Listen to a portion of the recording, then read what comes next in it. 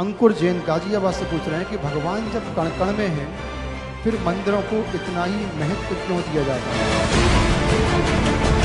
बात हो पूजा पाठ की, क्या जानना हो जैन रीति और परंपराओं के बारे में?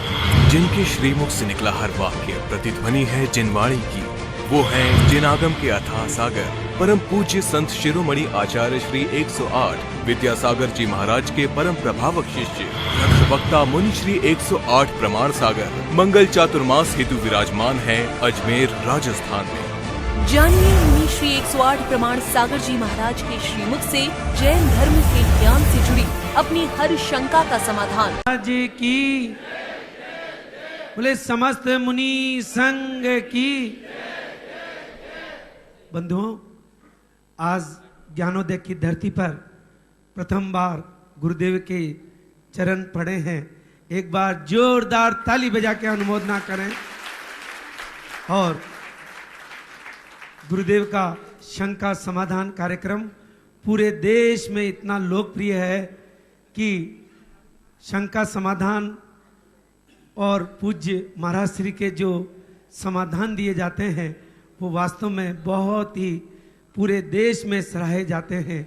एक बार इस कार्यक्रम का हम हार्दिक तालियां बजा के स्वागत करें, अभिनंदन करें। शंकाएं आपकी और समाधान पूज्य मुनि प्रमाण सागर महाराज जी के। और मैं आमंत्रित कर रहा हूं निधि जैन नसीराबाद, और इसके पश्चात सुनीता भगत तैयार रहे हैं।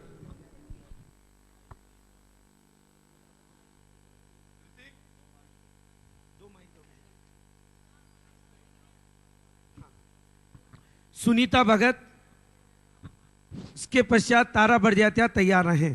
नमोस्तु नमोस्तु नमोस्तु गुरुदेव। गुरुदेव, मेरी शंका यह है कि मंदिर में धूली द्रव्य ही चढ़ानी चाहिए। तो जैसे बच्चे सुबह स्कूल जल्दी जाते हैं तो उन्हें जल की व्यवस्था नहीं हो पाती, उस समय उन्हें प्राशुक जल नहीं मिल पाता, तो क्या चावल आदि द्रव्य को शुद्ध जल से धोकर उन्हें धूप में सुखाकर बच्चों को दूसरे दिन वो चावल चढ़ाने के लिए दे सकते हैं? जैसे आप लोग घर में गेहूं को धोते हैं, सुखाते हैं, बाद में समय समय पर उसका आटा बना करके वापरते हैं, ऐसे ही चावल आदि को पूरी तरह धोकर सुखाकर उपयोग करने में कोई दोष नहीं है, कर लेना चाहिए। नमस्ते महाराज। सुनीता भगत, इसके पश्चात तारा बड़जात्या तैयार रहे। नमोस्तु महाराज जी। मेरी शंका ये है कि महाराज जी अप्रग्रही होना और अपरिग्रही, हाँ बोलो। हाँ, और इच्छा रहित होना एक ही है या अलग अलग है? देखिए, अपरिग्रहिता और इच्छा रहितता दोनों अलग अलग चीजें हैं। अपरिग्रह होना यानी बुद्धिपूर्वक जो हमने परिग्रह को ग्रहण किया उसको त्याग दिया। लेकिन इच्छा रहितता का मतलब है भीतर बाहर सबसे मुक्त हो जाना। हम जब अपरिग्रहिता की बात करेंगे तो कई बार ऐसा होता है कि बाहर से ही हम अपरिग्रही हो जाएं, पर जब इच्छा रहितता की बात करेंगे, निरीक्षा, तो भीतर बाहर दोनों प्रकार की अपरिग्रह का प्रतीक बनेगा। इसलिए यदि कहा जाए तो इच्छातीत होना अपरिग्रह से भी ऊपर है। मुनिराज सब प्रकार के परिग्रह का त्याग कर देते हैं लेकिन इच्छातीत नहीं होते। हमारे पास अपरिग्रह है पर अनिच्छा नहीं। अनिच्छा ध्यानात्मक परिणति, जो निश्चय में जाते हैं तब अनिच्छा की स्थिति में आते हैं, इच्छातीत होते हैं। तो जब सब संग मुखो इच्छाती दो अन्नमी, ये उक्ति कही जाती है। तो इच्छातीत अवस्था ध्यान की प्रगाढ़ अवस्था है, जो पूर्ण वीतराग अवस्था है, या यूं हम कहें कि अपरिग्रह की पूरी परिपूर्णता इच्छातीत होने में होती है। नमोस्तु महाराज। तारा बड़जात्या, और इसके पश्चात अतुल जी ढिलवारी, महामंत्री ज्ञानोदय। नमोस्तु मुनिराज, नमोस्तु मुनिराज, नमोस्तु मुनिराज। मेरा प्रश्न ये है महाराज जी कि हम जिनेंद्र देव के दर्शन करने मंदिर में जाते हैं और दर्शन करते करते इधर धरने वो क्षेत्रपाल पद्मावती आदि की मूर्तियाँ आती है, तो हम उनको छोड़ के आ जाते हैं, तो क्या हमें आईमने का दोष लगेगा? देखिए, हम पूज्य की अवहेलना करें तो दोष लगेगा, हम पूज्य की अवहेलना नहीं करें तो हमें दोष कहाँ? हमें जिनके दर्शन करने हमने दर्शन कर लिया, बाकी से हमको क्या प्रयोजन? हमें उन्हें देखने की जरूरत नहीं। गुरुवर के चरणों में बारंबार नमोस्तु नमोस्तु नमोस्तु। गुरुवर, ये जिज्ञासा है, आज आपके चरण कमल ज्ञानोदय तीर्थ क्षेत्र पर प्रथम बार पड़े हैं, तो आपकी क्या अनुभूति इस क्षेत्र के लिए रही और ज्ञानोदय परिवार के लिए क्या आशीर्वाद किस तरह का आप देना चाहेंगे? ये मैं ही नहीं, ये पूरा समाज जानने के लिए उत्सुक है। नमोस्तु महाराज। देखिए, मैंने अभी थोड़ी देर पहले भी कहा था जब मैं यहाँ आया था कि ज्ञानोदय के बारे में मैंने बहुत कुछ सुना था। यहाँ आने के बाद मुझे लगा कि मैंने जो कुछ सुना उससे ये कई गुना है। बहुत अच्छी अनुभूति हुई, बहुत अच्छा क्षेत्र है। बस क्षेत्र को देखकर प्रसन्नता हुई, लेकिन मन में एक दुख भी हुआ। दुख किस बात का? प्रसन्नता इस बात की कि इतना भव्य क्षेत्र बना, सुधा सागर जी महाराज की प्रेरणा से ये क्षेत्र बना। वस्तुतः मुनिवर सुधा सागर जी महाराज की ये जैन समाज को एक बड़ी उत्कृष्ट देन है, अनन्य देन। लेकिन दुख इसलिए कि अभी तक क्षेत्र की प्रतिष्ठा नहीं हुई। मैं तो भावना भाता हूं कि शीघ्र ये प्रतिष्ठा हो और आप लोगों की तपस्या सफल हो। आप लोग वर्षों से जिनकी प्रतीक्षा में बैठे हों, आपकी प्रतीक्षा की घड़ियां पूरी हो और ये क्षेत्र जल्दी से जल्दी प्रतिष्ठित हो जाए, ऐसी भावना मैं रखता हूं। आप सब रखें और जल्दी करें। श्री राजकुमार कृपलानी और इसके पश्चात बाबूलाल जी जैन जेठाना तैयार रहें।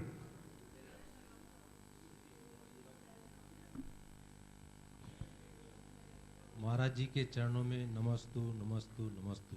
मैं राजकुमार कृपलानी, वैशाली नगर, अजमेर से।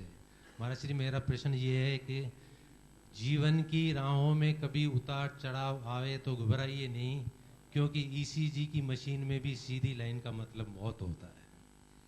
इस पर थोड़ा। बिल्कुल ठीक बात है।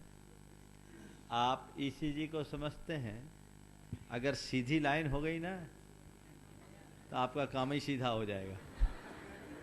इसलिए ईसीजी का कहना ही ये है कि आपका कार्डियोग्राम जो है ऊपर नीचे होना चाहिए। ये प्रकृति की व्यवस्था है। सब दिन एक समान चलेंगे तो जीवन का मजा नहीं। आपने नदी को देखा है, नदी बहती है तो उसके अंदर कितने उतार चढ़ाव होते हैं, कितने घुमाव होते हैं, कितने पर्वतों और घाटियों को काटते हुए आगे बढ़ती है। और नदी अगर एकदम सीधी बहे तो नदी का सौंदर्य नष्ट हो जाएगा। देखते कहीं कैनाल बनाया जाता है, एकदम स्ट्रेट चल रहा है, मजा नहीं। नदी का मजा तब है जब उसमें थोड़े बहुत घुमाव हो। जिंदगी का मजा भी तभी है जब उसमें उतार चढ़ाव हो। पर उतार चढ़ाव होना जीवन का अंग है, पर जीवन का मजा वो ही ले पाते हैं जो उतार चढ़ाव में ठहराव बना के रख सके। जीवन में आने वाले उतार चढ़ावों में अपने मन में ठहराव रखने का अभ्यास करो। ठहराव रखोगे तो जीवन का आनंद होगा, और घबराओगे तो जीवन में द्वंद्व होगा। इसलिए जीवन के उतार चढ़ाव में घबराओ मत, ठहराव रखो। श्री बाबूलाल जी जैन, इसके पश्चात अजय जी गंगवाल तैयार रहें। मैं बाबूलाल जैन जेठाना, मेरा गुरुदेव के चरणों में त्रिबार नमस्तु नमस्तु नमस्तु। मेरा प्रश्न है गुरुदेव, जब तीर्थंकर भगवान आदिनाथ को तीर्थंकरों को केवल ज्ञान होता है, समोचरण की रचना होती है, तो आदिनाथ भगवान का समोचरण 12 योजन प्रमाण था और महावीर भगवान का समोचरण 1 योजन प्रमाण था, तो इसमें ये छोटा बड़ा क्यों होता है? ऐसा है कि आदिनाथ भगवान के टाइम में हमारी अवगाहना 500 धनुष की थी, 525 तक की थी, और महावीर भगवान के टाइम में हम 7 हाथ के हो गए। तो प्रकृति ने व्यवस्था बना दी। अगर 12 योजन का समोचरण होता तो जाने में हम थक जाते। सब कुछ मेजरमेंट के हिसाब से है। तो भगवान जब 500 धनुष की काया के थे तो उनके अनुपात से सारा समोसरण हुआ। और भगवान महावीर के टाइम में जब 7 धनुष की काया थी तो उस अनुपात से घट गया। अवसर्पिणी काल में सब उत्तरोत्तर घटा। सबका घटा है ग्रेजुअली। 500 धनुष के बाद अजितनाथ भगवान 450 धनुष थे, सब घटता गया, आधा आधा योजन घटा। चलिए श्री अजय जी गंगवाल, इसके पश्चात सुमन जी धगड़ा तैयार रहें। गुरुवर के चरणों में सपरिवार सादर नमोस्तु नमोस्तु नमोस्तु। गुरुवर, मैं 2 पंक्ति की एक कहानी सुनाना चाहता हूँ। वही मेरा प्रश्न है कि जब हम झरने का पानी पीने के लिए खुद जाया करते थे तो झरना हमें स्थिर लगता था कि झरना स्थिर है और हम आराम से पानी पिया करते थे। लेकिन एक दिन झरना अपने आप बहता बहता हमारी तरफ आया, लेकिन उसकी रफ्तार इतनी थी कि झरना आया और कब बहकर निकल गया हमें मालूम ही नहीं पड़ा और हम प्यासे के प्यासे रह गए। गुरुवर, हमारे साथ ऐसा क्यों? हमारे गुरुदेव ने कुछ पंक्तियां लिखी हैं, आपके इस पूरे प्रश्न का उत्तर मैं देना चाहूँगा। झर झर झर झर बहता झरना, झर झर झर झर बहता झरना, चल चल चल चल कहता चलना।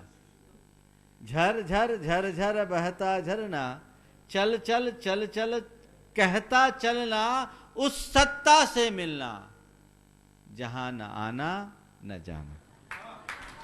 बहुत सुंदर। चलिए, हो गया? नहीं गुरुवर, प्यास अधूरी रह गई बात। हम तो नाका मदार इंतजार ही करते रहे। बस झरना बह रहा है, अब ये देखो कि उसकी धार किधर जा रही है, और जिधर जिधर धार है उससे अपने आप को मिलाते जाओ और गले को तर करते जाओ। नमस्ते। श्री सुमन जी धगड़ा, इसके पश्चात बिंदु काला तैयार रहें। नमोस्तु महाराज जी, नमोस्तु महाराज जी। महाराज जी, अभी आपने एक महिला ने प्रश्न पूछा था तो बताया कि क्षेत्रपाल पद्मावती की वेदी आए तो उसको अगर नमस्कार नहीं किया, आगे निकल गए तो कोई उसमें दोष नहीं है। इसी प्रकार अगर एक मंदिर में 5 वेदी है और 4 वेदी के ही भगवान की 5 वेदी है और 4 वेदी के ही दर्शन किए और एक वेदी के दर्शन नहीं किए, जल्दी जल्दी में निकल गए या कोई काम आ गया तो इधर उधर चले गए, तो उसमें भी कोई दोष लगता है महाराज जी? एक बात बताओ, संघ में 4 महाराज हैं, एक के दर्शन करके खिसक गए, 3 के पास नहीं जाओ तो क्या होगा? कायदे से सभी वेदियों के दर्शन करना चाहिए, लेकिन जब मंदिरों में जरूरत से ज़्यादा वेदियां हो जाती हैं, खासकर 24 बढ़ जाती है, तो 1-2 वेदी के दर्शन करते, बाकी को सब निपटा देते हैं। ये हमारी मन की दुर्बलता है। भगवान नाराज नहीं होते, लेकिन इससे हमारा पुण्य कम होता है, हमें जो लाभ मिलना चाहिए वो लाभ नहीं मिल पाता। इसलिए अपने प्रमाद को जीतना चाहिए, कोशिश करना चाहिए हम हर वेदी के दर्शन करें, उत्तम मार्ग यही है। ऐसे महाराज जी, आचार्य श्री के संग में जाते हैं, बहुत सारे साधु मुनि महाराज रहते हैं, सबके दर्शन नहीं हो पाते हैं। सबके दर्शन न हो पाना अलग बात है और न करना अलग बात है। और कह रहे आचार्य भक्ति में चले जाओ, सबके दर्शन हो जाएंगे। 1 मिनट का ब्रेक लो, थोड़ा सा पीछे वाले को सबको। देखिए, इसके पश्चात मधु फागीवाला तैयार रहें। परम उपकारी गुरुवर के चरणों में मेरा 3 बार नमोस्तु नमोस्तु नमोस्तु। गुरुवर, मेरी जिज्ञासा है कि जैसे महात्मा गांधी के 3 थे बंदर, वो एक तो बोलता था कम बुरा मत बोलो, बुरा मत देखो, बुरा मत सुनो, लेकिन महाराज जी आज के परिवेश में, इस भौतिकवादी युग में, बुरा मत देखो, बुरा मत सोचो, बुरा मत सुनो, कैसे चला है? कुछ नहीं करना, हम तो कहते एक ही बहुत है। भगवान महावीर अगर ऐसा कुछ कहते तो कहते 3 की जरूरत नहीं है, 1 की जरूरत है। एक ऐसा बंदर हो जो कहे बुरा मत सोचो। नमस्ते महाराज। अगर बुरा सोचना हम बंद कर देंगे, सारे काम अपने आप हो जाएंगे। नमस्ते महाराज। मधु जी फागीवाला और इसके पश्चात अंजना काला तैयार रहें। देखिए, बोलिए नहीं, बिल्कुल मौन धारण करें। पूज्य गुरुदेव की वाणी सुननी है, मौन से नमोस्तु महाराज जी, नमोस्तु महाराज जी, नमोस्तु महाराज जी। महाराज जी, जो हमने कर्म किए उनका फल तो हमें मिलना निश्चय है, फिर पुरुषार्थ क्यों? और कर्म बड़ा है या पुरुषार्थ? देखिए, कर्म किए हैं उसका फल निश्चित है, बिल्कुल सही है, लेकिन ये कोई जरूरी नहीं कि हम जैसा कर्म करें वैसा ही भोगें। हम अपने किए हुए फल में, कर्म में बहुत कुछ परिवर्तन कर सकते हैं। कर्म अपना फल द्रव्यछेद काल भाव के अनुसार देता है। यदि हम पुरुषार्थ करें तो हम कर्म की सत्ता को निर्मूल कर सकते हैं। कर्म कर्म है और पुरुषार्थ धर्म है। हमेशा इस बात को ध्यान रखना, कर्म की सत्ता से धर्म की सत्ता बड़ी होती है, इसलिए धर्म की शरण स्वीकारो और कर्म की जड़ उखाड़ो। अंजना जी काला और इसके पश्चात पीसी पहाड़िया साहब तैयार रहे। महाराज जी, मैं बिहार से अंजना काला बोल रही हूँ। महाराज जी, मेरा प्रश्न ये है कि चल दोष, रगाड़ दोष और मल दोष, इससे क्या तात्पर्य लगना ये चाहिए? सम्यक दर्शन के 3 दोषों में है। चल दोष में मतलब है जैसे वृद्ध के हाथ में लाठी होती है, वो लाठी ऐसे कपते रहती है, छूटती नहीं है। तो सम्यक्त में जो थोड़ी चंचलता बनाए रखे उसको बोलते हैं चल दोष। शंका अधिक मल प्रकट करने का नाम मल दोष है। हाँ, और अगाढ़ दोष का मतलब शांतिनाथ, शांति के कर्ता, पारसनाथ, विघ्न के हरता, ये अगाढ़ दोष या किसी भगवान विशेष के प्रति लगाव होना। हमारे इष्ट तो पारसनाथ है, हमारे इष्ट तो शांतिनाथ है, हमारे देवता तो ये हैं, ये अगाढ़ दोष। चलिए। नमोस्तु महाराज जी, नमोस्तु महाराज जी, नमोस्तु महाराज जी। ये जिज्ञासा मेरी कई वर्षों से है और आज इत्तेफाक मिला है कि आप हमारे नारेली क्षेत्र पर विराज रहे हैं। तो सबसे पहले तो मैं आपको वानप्रस्थ आश्रम वालों की तरफ से बहुत बहुत आपका आभार व्यक्त करता हूँ और नमोस्तु करता हूँ कि आप यहाँ पधारे। महाराज जी, हमारी पूर्व धारणाएं आत्म प्रदेशों में कहाँ रहती हैं? हमारी पूर्व धारणाएं आत्म प्रदेशों में कहाँ रहती है, किस रूप में रहती है? बरसों पश्चात भी वह घटना जैसे आज ही घटी है, इस प्रकार हमारे ज्ञान का विषय बन जाती है। देखिए महाराज, पूरा अच्छा, वह कहाँ पर स्टोर होकर रहती है, किस रूप में स्टोर हुई, अगले भवों में साथ जा रही है तो किस रूप में जा रही है, जबकि कारमार वर्णनाएं तो निरंतर बदलती ही रहती हैं। देखिए, आपने इलेक्ट्रिक की लाइन देखी। इलेक्ट्रिक लाइन में जैसे आपने पावर को एंटर किया, पूरी लाइन में पावर जाती है, एक सी पावर रहती है। टच किया, पावर गई। इसी तरह हमारे आत्मा के प्रत्येक प्रदेश में ज्ञान की पावर है, प्रत्येक प्रदेश में। कर्म का बंध भी प्रत्येक प्रदेश में है, कर्म के संस्कार भी प्रत्येक प्रदेश में है, कर्म का उदय भी प्रत्येक प्रदेश में है, कर्मोदय जन जो परिणाम प्रकट होते वो भी प्रत्येक प्रदेश में है। हाँ, अनुभव अलग अलग होता है। पैर में दर्द हो तो उसका अनुभव पैर में होगा, पेट में दर्द है तो उसका अनुभव पेट में होगा, सिर में दर्द है तो उसका अनुभव सिर में होगा। लेकिन कर्म जो हमारे हैं वो संपूर्ण प्रदेश में है। ऐसा मत समझना कि पेट में दर्द है तो वो पेट के कर्मों के कारण है, या सिर में दर्द है तो यहाँ जो प्रदेश है यहाँ कुछ गड़बड़ हुआ, नहीं।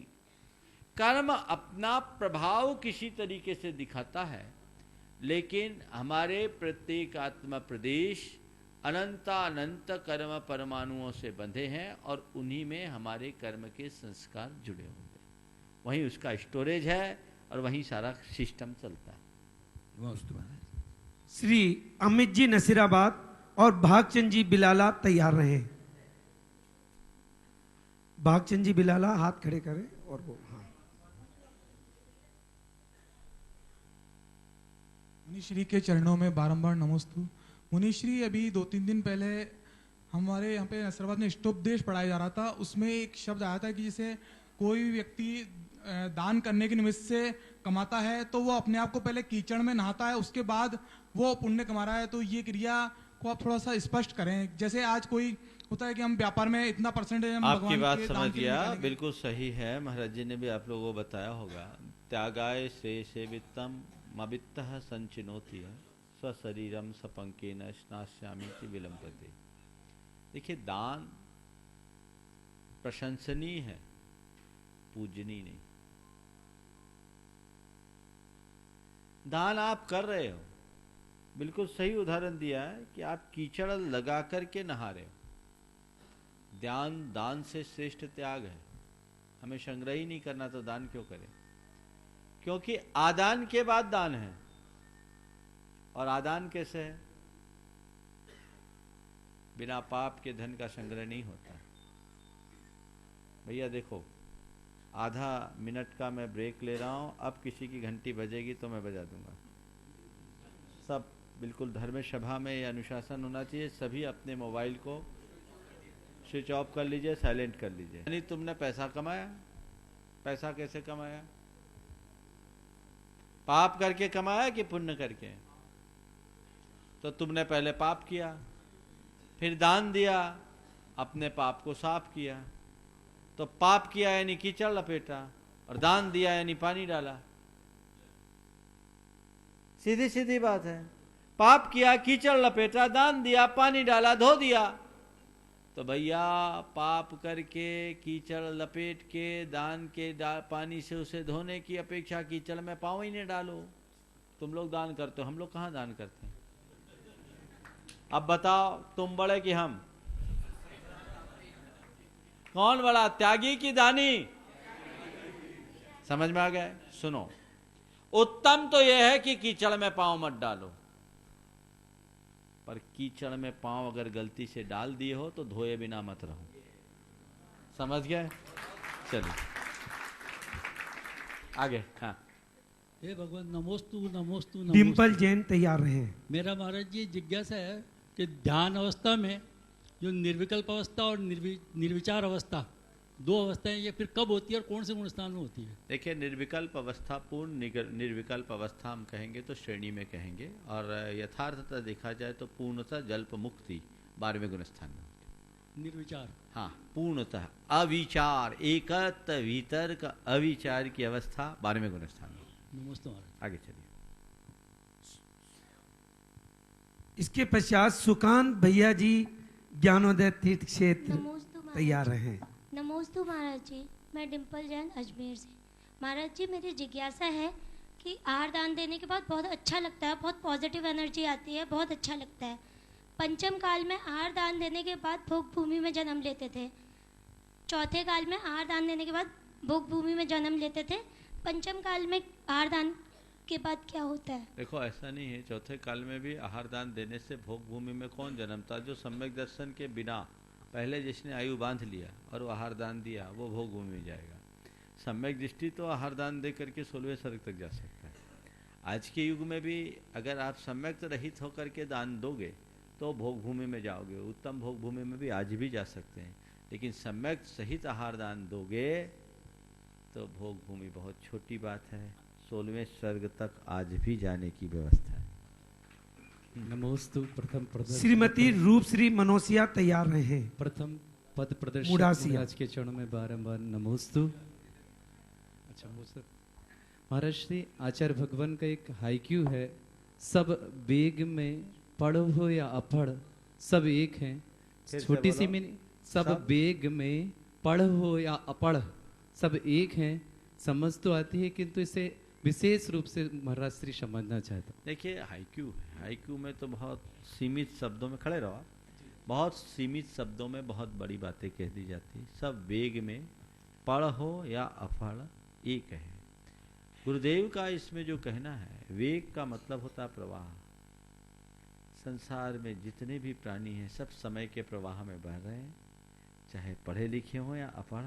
एक दिन सबको मौत के मुंह में समाना है। सब एक है, उनमें कोई अंतर नहीं है। ये उनका संदेश है। इसलिए अभिमान मत करो, अंत ठिकाना सबका एक शमशान है। ये एक संदेश है, इसको हम जितने एंगल से देखें उतना अर्थ निकल सकता है।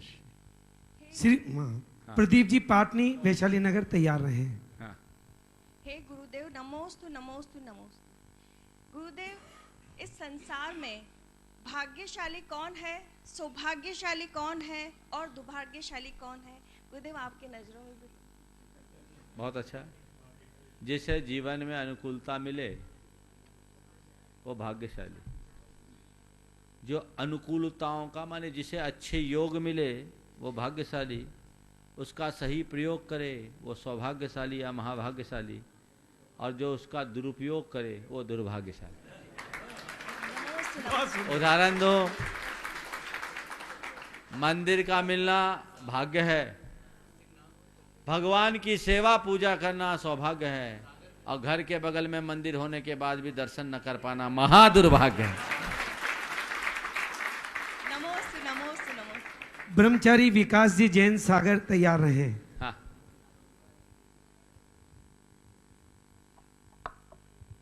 एक मिनट पीछे पहले। हाँ प्रदीप। हाँ महाराज जी के चरणों में नमोस्तु नमोस्तु नमोस्तु। महाराज जी, हम ऐसा कौन सा पुण्य अर्जित करें जिससे आचार्य श्री के चरण राजस्थान की धरा पे पड़े? बस मैं तो आप लोगों से कहा था तपस्या करो, लेकिन आप लोगों की तपस्या खोखली दिखी। मैंने अभी पिछली परिवर्तन में पूछा कितने लोगों ने नमोकार नियमित जपा, तो 20% हाथ उठे। अभी इस सभा में पूछता हूँ कितने लोग हैं जो इस भाव से रोज नमोकार जप रहे हैं कि आचार्य गुरुदेव आए? 10% भी नहीं है। तो बिना लॉटरी का टिकट खरीदे लॉटरी कैसे खुलेगी? वो कहानी है, एक भक्त भगवान के चरणों में गया, गुरु भगवान मेरा 1 करोड़ की लॉटरी खुला दे, भगवान मेरी 1 करोड़ की लॉटरी खुलवा दे, भगवान मेरी 1 करोड़ की लॉटरी खुलवा दे। बहुत देर से वो रट लगा रहा था, 1 करोड़ की लॉटरी खुलवा दे, लॉटरी खुलवा दे, लॉटरी खुलवा दे। भगवान प्रकट हुए और एक तमाचा मारे, खींच के एक तमाचा जड़ दिया। घबरा गया भगवान, ये क्या कर रहे हो? बोले क्या बोलता है? बोले भगवान 1 करोड़ की लॉटरी खुलवा दो। बोले मैं 1 करोड़ की लॉटरी खुलवाने को तो तैयार हूं, 1 रुपया की टिकट तो दिखा। तो तुम 1 रुपया का टिकट लेने को तैयार नहीं हो, अब से लग जाओ, कुछ नहीं बिगड़ा है, तब काम होगा। चलिए। मुनि श्री के चरणों में त्रिबार नमोस्तु। मुनि श्री, मैं राजस्थान की तीर्थ यात्रा पे निकला हूँ। मैं महावीर जी, चांदखेड़ी, सांगानेर प्रमुख तीर्थ क्षेत्रों पे घूम के आया। मुझे एक चीज़ देखकर बहुत दुख हुआ कि वहाँ की धर्मशालाओं में और मंदिर के स्नान गृहों में सभी जगह गीजर लगे मिले, और उस गीजर में अनछना पानी होके गर्म होके आता है। आधुनिकता की दौड़ में क्या हम अपने मूल अहिंसा को तो नहीं खो रहे हैं? मुनि श्री, बहुत गंभीर प्रश्न उठाया है, ये महान पाप का कार्य है। जो भी मंदिरों का प्रबंध करते हैं उन्हें चाहिए इस तरह के गीजर के पानी से स्नान करके अगर आप भगवान का अभिषेक कर रहे हैं तो मानो कीड़ों की उबाल से नहाकर आप भगवान का अभिषेक कर रहे हैं। कपड़े तो सोले के पहन रहे हैं पर जल कहाँ सोले का है। इसलिए इसका अल्टरनेट देखना चाहिए। एक इसकी बहुत अच्छी वैकल्पिक व्यवस्था, अभी चातुर्मास में मेरे पास एक सज्जन आए थे, डॉक्टर सनत जी, उनने एक डिवाइस बनाया। वो डिवाइस आप अपने घर के ओवरहेड टैंक में लगा दें, उसमें डबल छन्ना है, उस छन्ने से छन करके पानी आएगा।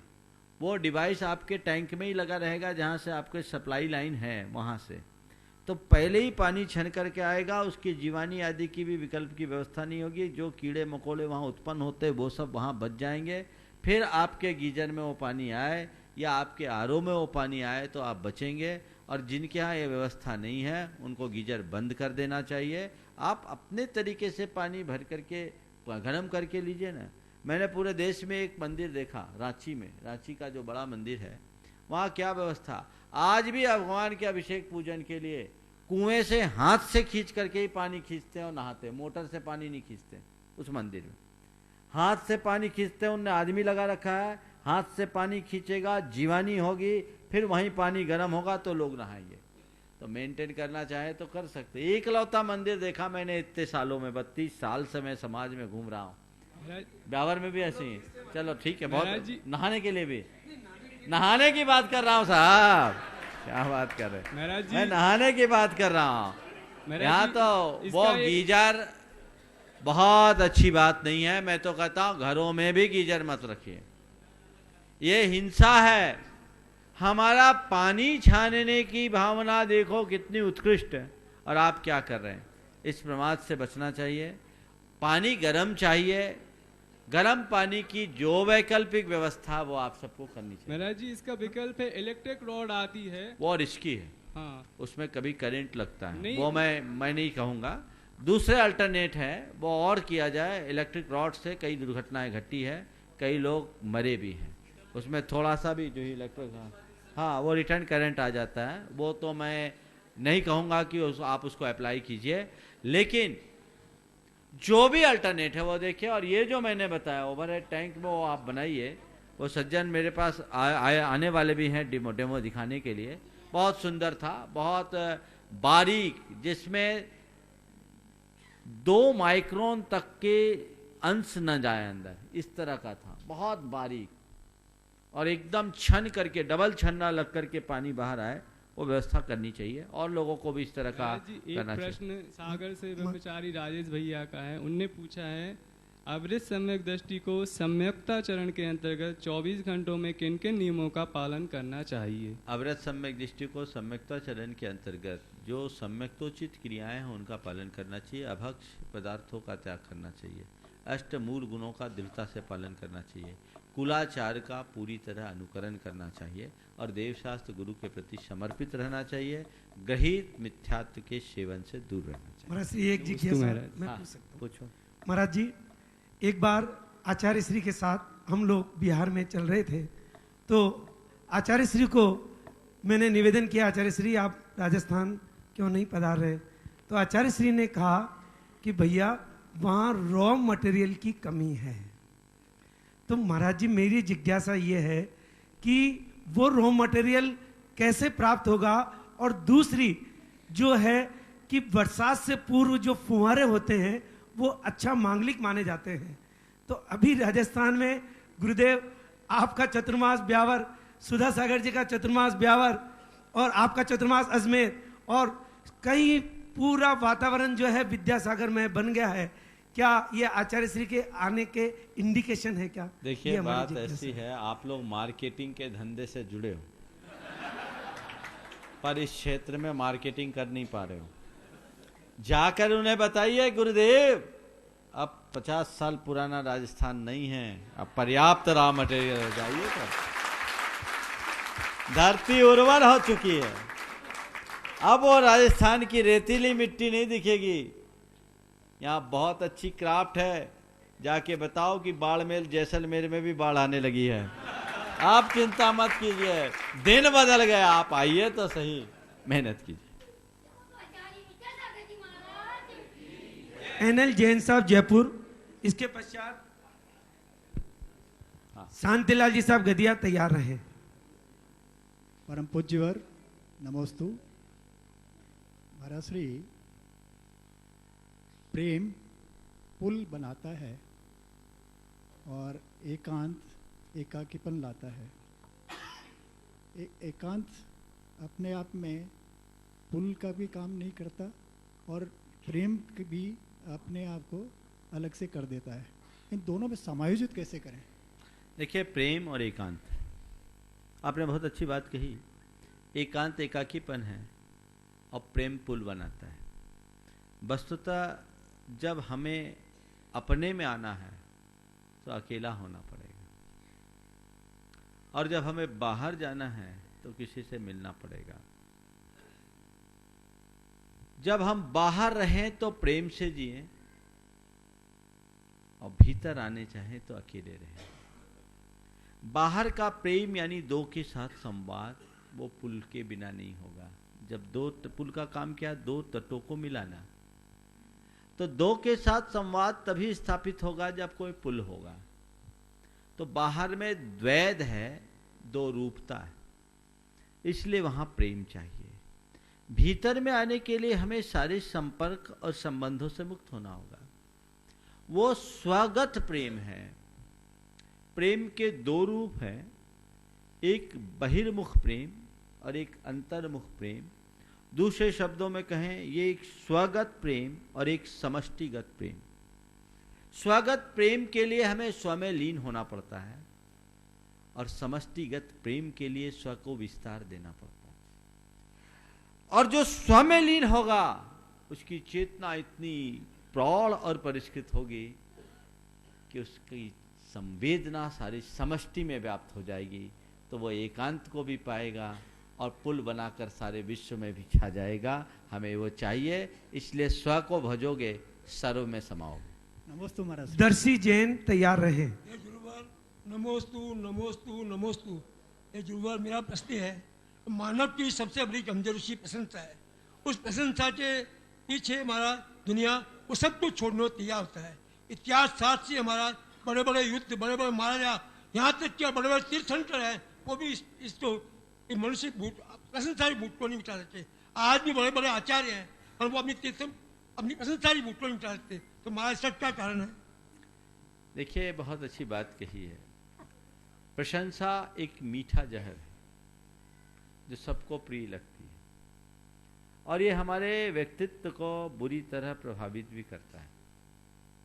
लेकिन अनादि के संस्कार कुछ ऐसे हैं, हमारे अंदर की जो मान कषाय है ना, वो हमें प्रशंसा की भूखी बनाती है और वो व्यक्ति उसके पीछे पागल होता है।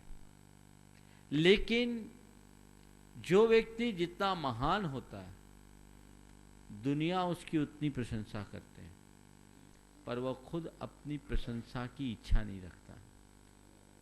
और जो व्यक्ति जितने उथले होते हैं, वो दुनिया प्रशंसा करे बात की बात, खुद अपने मुंह से अपनी प्रशंसा करता है। ये हमारी दुर्बलता है। इस दुर्बलता को हमें दूर करने का प्रयत्न करना चाहिए, यही साधना है। अच्छे अच्छे साधक भी, इससे आपने जो कहा बिल्कुल सही है, इससे बचे नहीं हैं, पर इसी से बचने के लिए हम साधना करते हैं। जो जितना ऊंचा साधक होगा वो इससे उतना ऊपर उठेगा और जो जिसकी साधना जितनी उथली होगी वो इन्हीं में रचेगा पचेगा। इसलिए हमें चाहिए कि हम प्रशंसा से बचें, कम से कम इतना भी करें कि अपने मुंह से अपनी प्रशंसा न करें, तो भी जीवन में बदलाव आएगा। दर्शी जैन, इसके पश्चात आर्जव जैन तैयार रहें।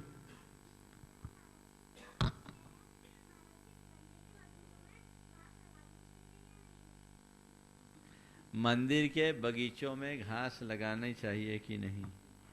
देखो, सुंदरता और खूबसूरती के लिए लोग घास लगाते हैं, पर हिंसा तो उसमें होती है, उसको रोज कतरना पड़ता है। अब मुझसे पूछोगे तो मैं तो मुहर नहीं लगाऊंगा, पर आशाधर जी ने मंदिर में बगीचे आदि, वाटिका आदि लगाने का विधान किया है, तो ये श्रावकों का काम है, वो अपने विवेक से करे, वे जाने, उनका काम जाने। दीपेश जैन नारेली तैयार रहे। हाँ, दो इधर बच्चे को जल्दी दे। नेहा जैन, बोले नहीं आप लोग। हाँ बोलो। नमस्ते महाराज जी, मेरी शंका ये है कि अपन लोग चाय पीने से काले क्यों होते हैं? चाय पीने से काले होते हैं ऐसा नहीं है, पर चाय पीने वालों का दिमाग काला हो सकता है, इसलिए चाय नहीं पीना। चलिए आगे। दीपेश जैन नारेली और निधि जैन नारेली तैयार रहे। हाँ। नेहा जैन आगे हैं क्या? हाँ, नेहा जैन बोलिए। नमोस्तु महाराज जी। गुरु से बड़ा कोई मार्गदर्शक नहीं, परिवार से बड़ा कोई धन नहीं, माँ की चाह से बड़ी कोई दुनिया नहीं, भाई से बड़ा कोई भागीदार नहीं, बहन से बड़ा कोई शुभ चिंतक नहीं, पति से बड़ा कोई दोस्त नहीं। फिर भी महाराज जी हम इधर उधर क्यों भटकते रहते हैं? ऐसा क्यों? ऐसा इसलिए कि इन सब की चीजों को हम शब्दों में कहते हैं, अनुभव में नहीं जानते। हम कहते हैं ना, दूर के ढोल सुहावने लगते, हमें दूसरे बड़े लुभाते हैं, अपनों का आकर्षण नहीं। जिस दिन मनुष्य इस सच्चाई को समझ ले जो आपने पंक्तियां कही, तो उसे भटकने की जरूरत नहीं हो। आदर्शों की बात कहना अलग है और आदर्शों को आत्मसात करना अलग है। जिस दिन हम आदर्शों को आत्मसात करने में समर्थ हो जाएंगे, उसी दिन हमारा जीवन आदर्श बन जाएगा। इसलिए हमें चाहिए इस सच्चाई को स्वीकार करें और उसका अनुभव करने की कोशिश करें, जीवन में परम रस की उपलब्धि हो। दीपेश जैन और इसके पश्चात निधि जैन तैयार रहे। हाँ। शांति देवी जैन।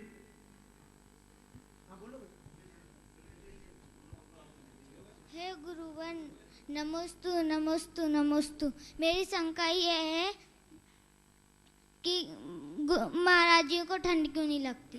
महाराज जी को ठंड क्यों नहीं लगती? हमने ठंड से दोस्ती कर ली है। समझ गए? तो महाराज जी लोगों की ठंड से फ्रेंडशिप है, तो वो कहती ठीक है मैं आपके साथ रहूंगी जरूर, पर आपको परेशान नहीं करूँगी। समझ गए? तुम भी दोस्ती कर लो।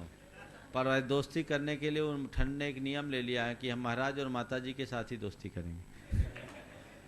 चलो। दीपक जी जैन, इसके पश्चात ज्ञानेंद्र जी जैन तैयार रहें। नमोस्तु महाराज जी।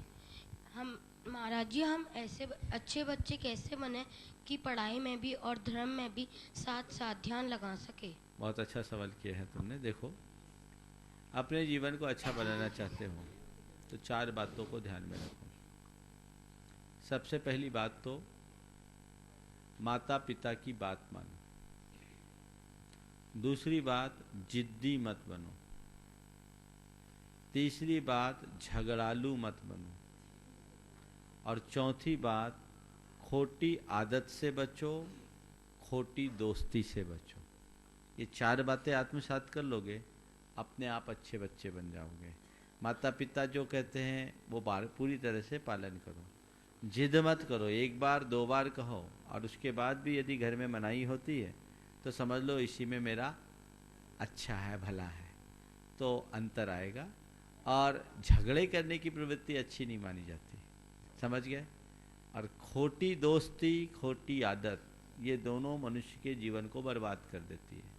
तो ये 4 बातों को पूरी तरह से फॉलो करो। फिर जितना बन सके धर्म को अपने लिए कल्याणकारी मानो। ये सोचो कि जैसे पढ़ना लिखना, स्कूल जाना जरूरी है, वैसे ही हमें अपने धार्मिक कार्य करना भी जरूरी है। समय और सुविधा के अनुसार करते रहो। और इस उम्र में तुम लोगों का सबसे बड़ा धर्म क्या है बता दूं? सबसे बड़ा धर्म तुम्हारा क्या है? तुम्हारा सबसे बड़ा धर्म है कि कोई अधर्म नहीं करो। क्या? कोई अधर्म नहीं करो, यानी खोटे काम नहीं करो।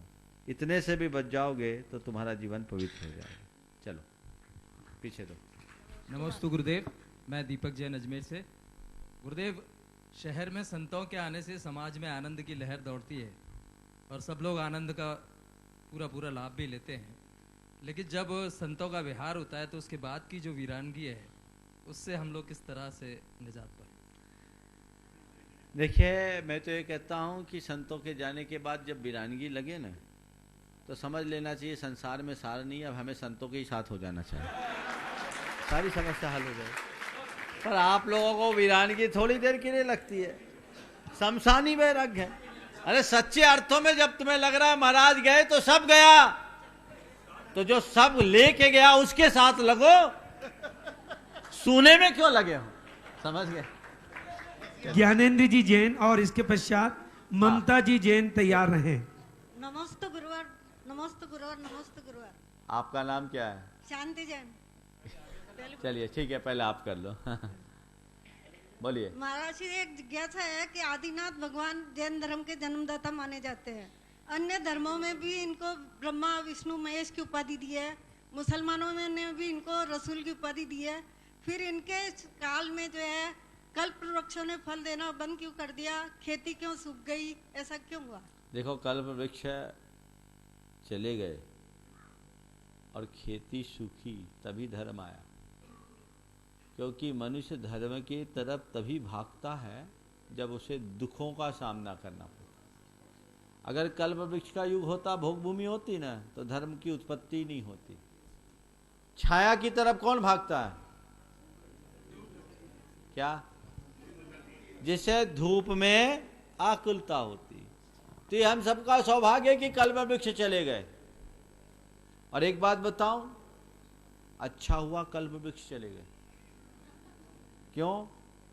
अगर आज कल्प वृक्ष होते हैं तो हमारी इतनी कल्पनाएं हैं कि वो भी पूरी नहीं कर पाते, बड़ी मुश्किल है। तो ये तो कल्प वृक्ष गए हैं, पर हमारे अंदर जो विकल्प का वृक्ष है उसे उखाड़ने के लिए हमें धर्म अपनाना पड़ेगा।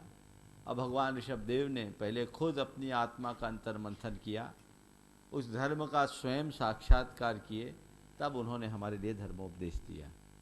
ज्ञानेंद्र जी जैन, और इसके पश्चात ममता जी जैन तैयार हैं। नमस्ते महाराज श्री। महाराज श्री, ऐसा कहते हैं कि जीवन में नो कहना आना चाहिए। नो लेकिन महाराज जी हम सांसारिक प्राणी अभी तक ये नहीं समझ पा रहे कि हमारे लिए क्या यूजफुल है और क्या यूजलेस है। ऐसे ही समझ नहीं पा रहे किसको नो बोलें और कैसे नो बोलें। तो महाराज जी नो बोलते समय किस बातों का ध्यान रखना चाहिए? देखिए, यूजलेस और यूजफुल को समझ लो तो अंडरस्टैंडिंग तुम्हारी ठीक होगी ना, तो किसको यस करना है किसको नो करना ठीक हो जाएगा।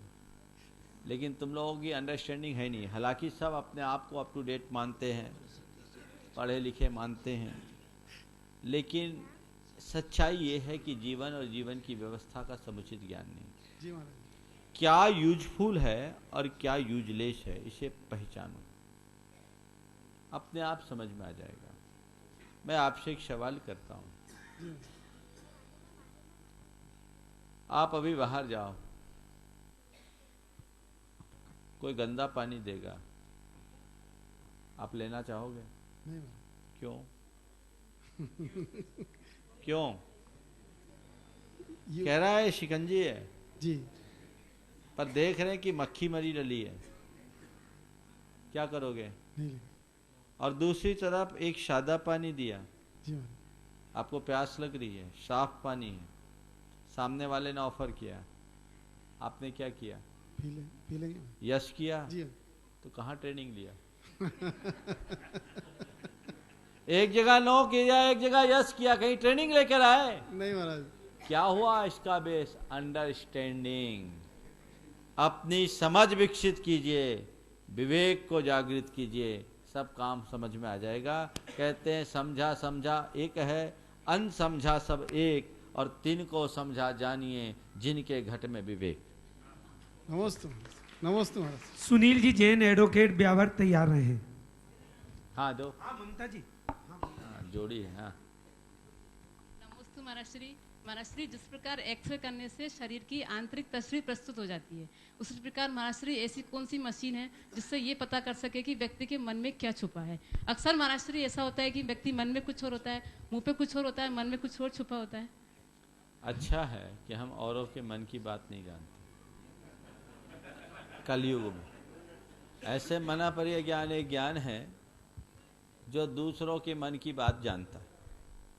लेकिन आगम में एक विधान किया चौथे काल में भी कि आहार को जाते समय अवधि ज्ञान मना पर ज्ञान नहीं लगाना। क्यों? कि तुम उस श्रावक के मन की बात जान लोगे तो आहार नहीं ले पाओगे। मुनि महाराज को कहा, पंचम काल में नहीं, चौथे काल में। तो संत कहते हैं पर की मन की बात जानने की में शक्ति मत लगाओ, अपने मन में झांको और उसे परिमार्जित करने का प्रयत्न करो, अपने मन को सुधारने का प्रयत्न करो, जीवन सुखी हो। नमोस्तु महाराज। हाँ नमोस्तु महाराज जी। नमोस्तु महाराज जी। महाराज जी, जब जैन सिद्धांत और जैन विज्ञान एक दूसरे के पूरक हैं तो जैन मतामलियों ने अथवा आचार्यों ने इसका संहिताकरण अभी तक क्यों नहीं किया? देखिए, मूलभूत जैन धर्म में जो जैन संहिता, उसमें कोई मतभेद नहीं है। अहिंसा, अपरिग्रह के आदर्श को आत्मसात करना, महाव्रत या अनुव्रत के आदर्श को आत्मसात करना, इसमें किसी भी प्रकार की मतभिन्नता नहीं। अब रहा आचार्य नियमों में, तो वो एक हमारी प्रैक्टिस है, साधना है, अभ्यास है। ये देश काल से प्रभावित होती है और लोग इसे अपने अपने स्तर पर अपनाते हैं। तो इन सब चीज़ों में ज़्यादा उलझने की जरूरत नहीं है। वस्तुतः संहिता धर्म का बाहरी रूप है, मूल है उसके भीतर का सिद्धांत। तो हम सिद्धांत को देखें, सिद्धांत के लिए संहिता है, संहिता के लिए सिद्धांत नहीं। यदि इतना विवेक हम लेकर के चलेंगे तो आज की आचार पद्धति और संहिताओं को लेकर जो आपस की उलझने और कटुता है, कभी नहीं बढ़ेगी। हमारा मूल तत्व यही है, अहिंसा और वीतरागता। इसकी जिसमें पुष्टि हो उसे शिरोधार्य करो, और ये जिससे प्रभावित हो उसे दूर से प्रणाम करो। सतीश कुमार जी जैन नागपुर, और इसके पश्चात प्रदीप जी कासलीवाल सूरत तैयार रहे। नमोस्तु आचार्य श्री। नमोस्तु महाराज जी। नमोस्तु महाराज जी। जब दीक्षार्थियों की जब दीक्षा होती है उस समय उनकी गोद भराई होती है, तो इसका कारण क्या है? अरे गोद भराई होती इसलिए कि भर दो गोद में, लालच होगा तो अभी भी अटक जाएगा।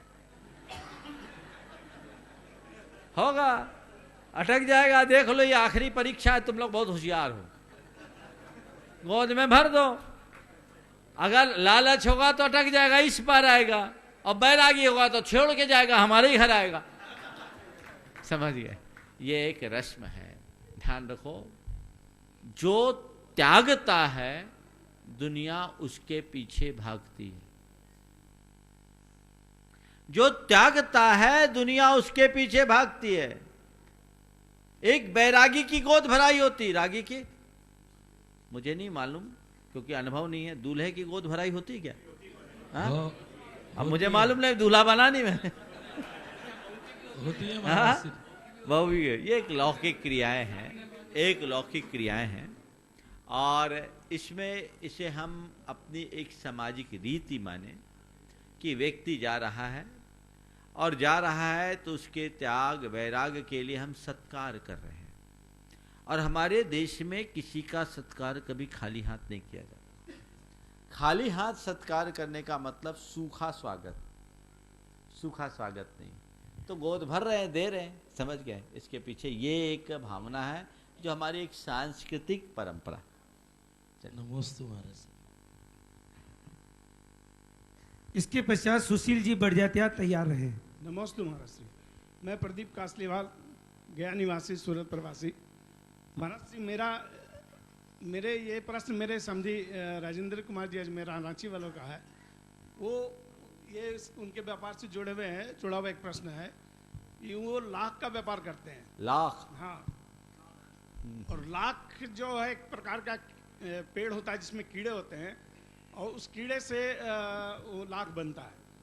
तो उनका प्रश्न ये हो रहा है कि ये जो लाख है इसकी चूड़ियाँ भी बनती हैं, और महिलाएं इसको मांगलिक प्रसंगों में, मांगलिक कार्यक्रम में या कोई वजह से पहनती हैं उसको। तो इसके बारे में कोई मार्गदर्शन दे कि इसमें क्या करें? देखिए, सबसे पहले तो आप उनसे कहिए कि लाख का व्यवसाय कतई न करे, घोर हिंसा का व्यवसाय है। इसमें महान जीव हिंसा होती है। ऐसा पाप कर्म न करे, अपने आप को बचाए। पता नहीं कमाया हुआ पैसा तो यहाँ छूट जाएगा, पाप भोगने के लिए न जाने कितने जन्मों में दुखों का भागी बनना पड़ेगा। इसलिए उनसे बोलिए कि वैकल्पिक व्यवस्था करें और यथाशीघ्र इससे मुक्ति पाए।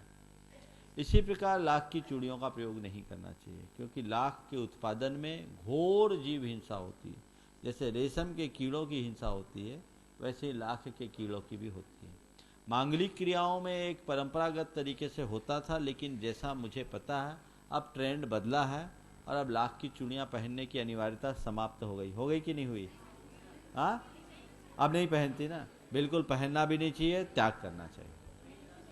श्री नरेंद्र जी जैन, नाका मदार, तैयार रहे। नमस्ते। एक मिनट। लाख की चूड़ियां अनिवार्य है क्या अभी? शादी ब्याह में जरूरी है? जब शादी में रखते हैं महाराज जी, लाख एक मिनट एक जन को बोलने दो, आप बोलो। हाँ। लाख का जो जोड़ा होता है, हाँ। वो उसमें शादी में जरूरी चूड़ा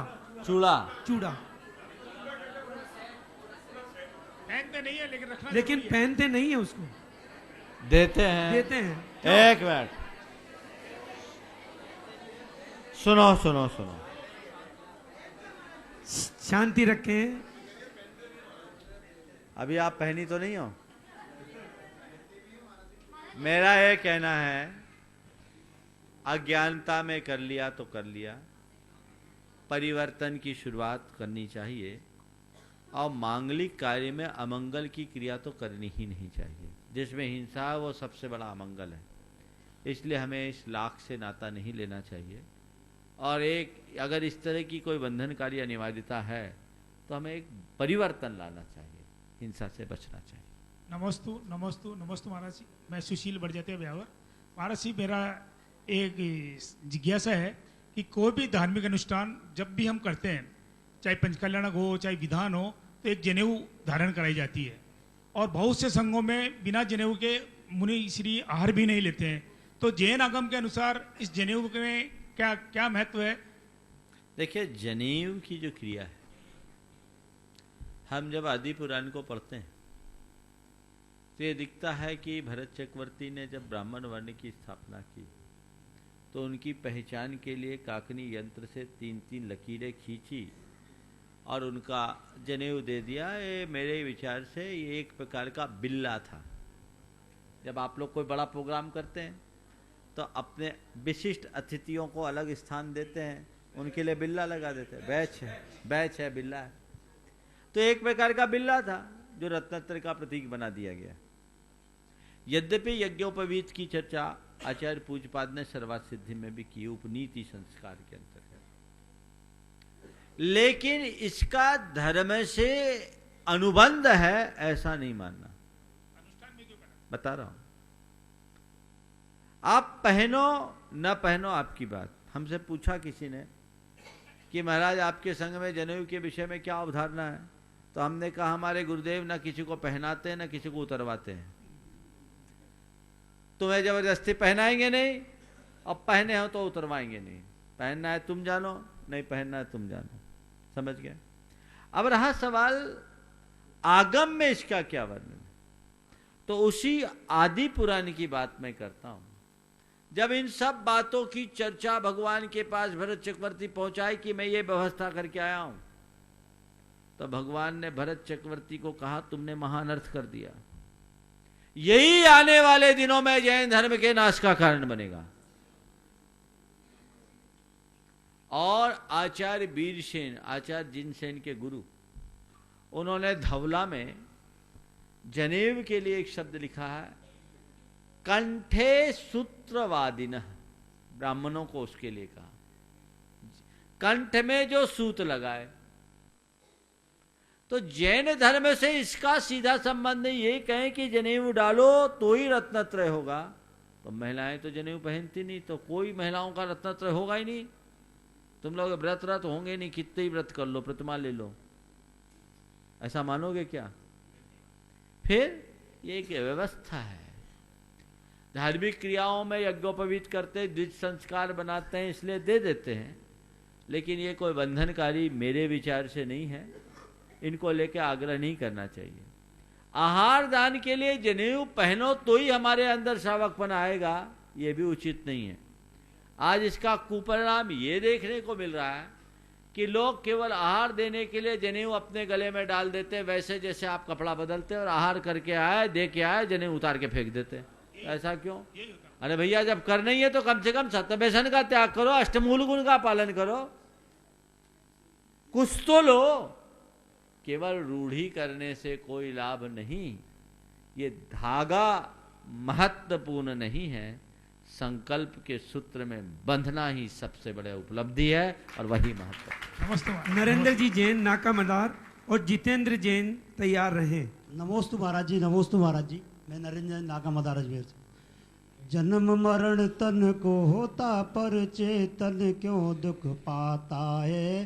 तत्व ज्ञान के जल बिन आत्म मीन समान तड़पता है। महाराज जी, तत्व ज्ञान के बारे में थोड़ा समझा।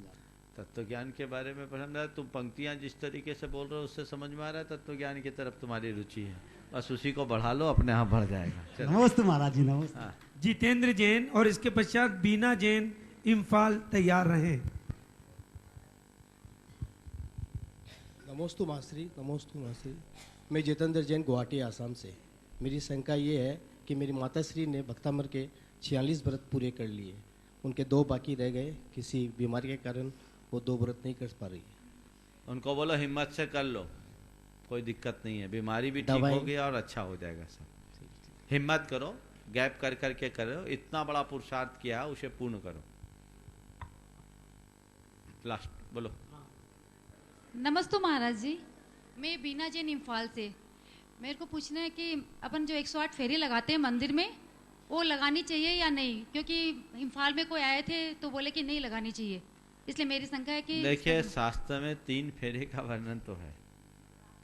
अब 108 फेरे आजकल चलन में आ गया है। परिक्रमा एक भक्ति है। जैनियों में ये परंपरा तो नहीं थी, आजकल चली। बौद्धों में ये परंपरा थी। बौद्धों में स्तूपों का वो दंडवत करके 108 परिक्रमा करते हैं। मैंने सारनाथ में देखा, सारनाथ का बौद्ध स्तूप बहुत बड़ा है और खड़े हो करके नमस्कार करें, लेट के फिर खड़े हों, फिर नमस्कार करें, ऐसे चलते चलते माला लेके 108 फेरे करते। एक भक्ति, पर भक्ति भाव से यदि आप परिक्रमा करो तो दोष नहीं है, पर मनौती मान करके करो तो दोष है। एक बार मैं सम्मेद शिखर जी में था मध्यलोक में, एक सज्जन 108 फेरी करते पूरे मध्यलोक की। हमने कहा बहुत अच्छा, कितनी देर लगते हैं? बोले महाराज 55 मिनट लगता है। बोले 108 फेरी क्यों करते हैं? बोले महाराज डायबिटीज है, डॉक्टर ने कहा घूमना है। तो हमने कहा कहाँ इधर घूमे, एक बंदों का। तो ये अपनी सोच है, इसको मैं गलत नहीं कह सकता, समझ गए? तो कम से कम उसने सोचा था कि इधर उधर भटके, उसका तर्क बहुत अच्छा लगा।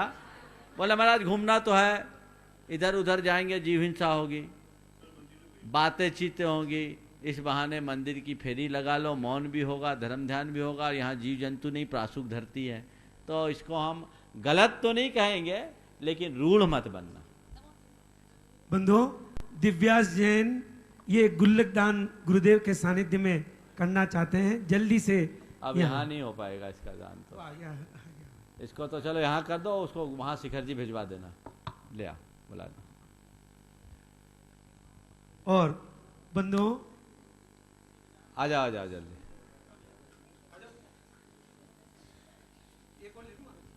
लास्ट अंतिम बीना काला।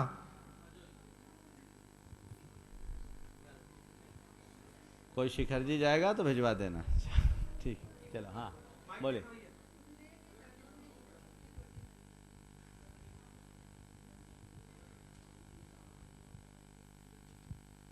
गुरुदेव के चरणों में मेरा कोटि कोटि वंदन, कोटि कोटि वंदन। गुरुदेव, मेरी जिज्ञासा है, निशंकित अंग में श्रद्धा होना आवश्यक है या निर्भय होना आवश्यक है? जिसके अंदर श्रद्धा होगी वो निर्भय होगा, और जो निर्भय होगा वो श्रद्धावान जरूर होगा। इस प्रकार आज के सत्र को परम पूज्य गुरुदेव के चरणों में नमन अर्पित करते हुए मैं यहीं पर विराम दे रहा हूँ। बोलिए परम पूज्य आचार्य गुरुवर श्री विद्यासागर जी महाराज की।